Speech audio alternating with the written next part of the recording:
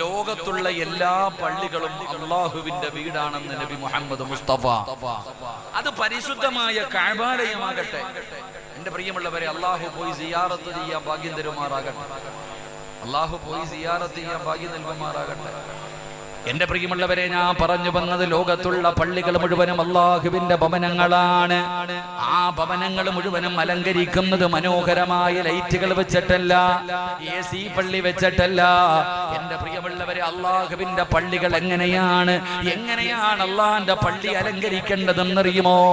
മുത്തുനബി അവിടെ നിന്ന് പറഞ്ഞു, സ്വഹാബാ, ഇബാദത്ത് ചെയ്തുകൊണ്ടാണ് ഒരു പള്ളി അള്ളാഹുവിന്റെ വീട് അവിടെ നിന്ന് പ്രകാശിപ്പിക്കേണ്ടത്.